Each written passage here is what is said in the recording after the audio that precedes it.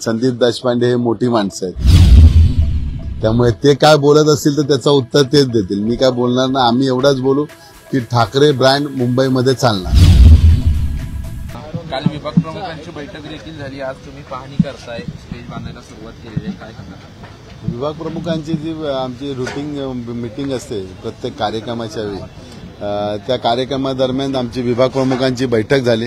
यामध्ये प्रत्येकाला जो काय कामाची वाटणी दिलेली असते दरवर्षीप्रमाणे ती वाटणी केलेली आहे.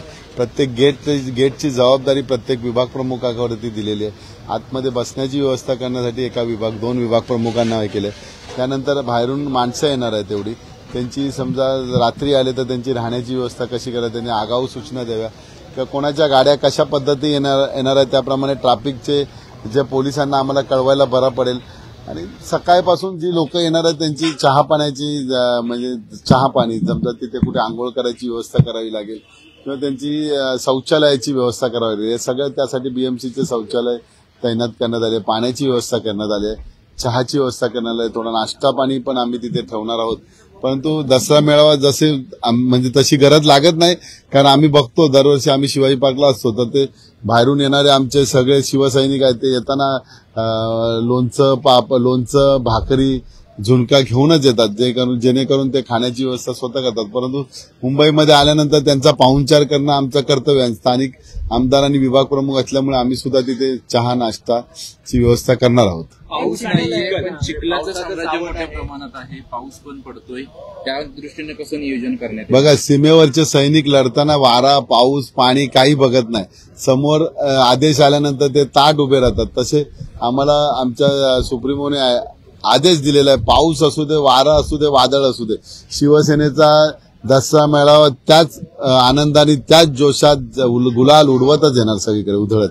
एकनाथ शिंदे म्हणतात की नाही भाजपचं असं म्हणणं आहे की ऑनलाईन मेळावा घ्यावा आणि पूरग्रस्तांना याची मेळावा रद्द करून ठाकरेंनी पूरग्रस्तांना मदत करावी. कसं आहे बघा, भाजप आहे विरोधी पक्ष, ते काही म्हणतील. आता साहेबांनी आमचे माननीय मुख्यमंत्री यांनी पुरा मुंबई बोला महाराष्ट्रामध्ये किती तुम्ही बॅनर बघितला, त्याला किती हजार कोटी किंवा किती कोटी खर्च झाले असेल.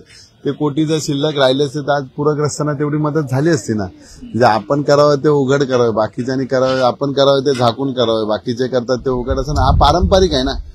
आणि आम्ही असं ना, आम्ही स्वतः उद्या किंवा परवा आम्ही फेरी मारणार आहे पूरग्रस्तांसाठी. चांगल्याच आता मला स्वतः फोन येतात लोकांचे पूरग्रस्तांसाठी. आम्ही बोलू आता बुधवार दसरा झाल्यानंतर आम्ही आमचं सगळी मदत पाठवणार आहे. आमचे जे स्थानिक आमदार खासदार आहेत कैलास पाटील, ओमराजे निंबाळकर यांच्या मार्फत आम्ही आमचे टेम्पो किंवा ट्रक इकडनं पाठवणार आहे. अन्नधान्य असो, कपडे असू दे किंवा आणि भांडीच्या स्वरूपात असो, जेवढा काय करता येईल तेवढा करण्याचा प्रयत्न करणार आहे. महापालिका निवडणुकीत मनसेचा महापौर बसेल असं संदीप देशपांडे म्हणतात. हे बघा, आता ते संदीप देशपांडे हे मोठी माणसं आहेत, त्यामुळे ते काय बोलत असतील तर त्याचं उत्तर तेच देतील. मी काय बोलणार ना. आम्ही एवढाच बोलू की ठाकरे ब्रँड मुंबईमध्ये चालणार. शिंदेचा पण मेळावा होतोय आझाद मैदानामध्ये, तुम्ही या मैदानामध्ये ठाम आहात की पाऊस असला चिखल असला तरी याच मैदानात करणार? आमची जय्यत तयारी चालू झाली, तिथे अजून जय्यत तयारी चालू नाही झाली. ते चाचपणी करतात कुठलं एखादं बंदिस्त सभागृह मिळतंय का? आझाद मैदानाची तयारी केली होती पण पाऊस पडता ते एखाद्या सभागृहाची पण चाचपणी करतात. बघा,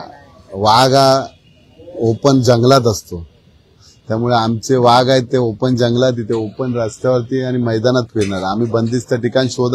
आणि तुम्ही बघा, एवढे वादळ झाले या जागेवरनं, पण आम्ही अजूनपर्यंत दुसरीकडे कुठेच अप्लाय केला नाही किंवा अर्ज केला नाही. आम्ही फक्त शिवतीर्थ म्हणजे शिवतीर्थावरतीच केलं. त्यामुळे बाकीचे काय करतात त्याच्याकडे लक्ष न देणं आमचं काम आहे. आम्ही आमचं काम करत राहणार. शिंदेंनी काल त्यांच्या पदाधिकाऱ्यांची मुंबईच्या बैठक घेतलेली आहे, मुंबई महानगरपालिकेच्या पार्श्वभूमीवर. त्यांचं म्हणणं आहे की आमचा महापौर होणार, मुंबई ही फक्त त्यांचीच आहे. बघा, महापौर कोणाचा येईल काय येईल याचं गणित बरं बघा. उद्या मी पण सांगेन की आमचाच महापौर होणार, परंतु शेवटी सगळा आशीर्वाद देणार आहे जनता, जनार्दन देणार आहे. त्याची वाट बघूया आपण. अजून किती 3-4 महिन्यानंतर निवडणूक होणार आहे. कोणाचं घोडं मैदान किती जोरात धावते ते दिसेलच ना.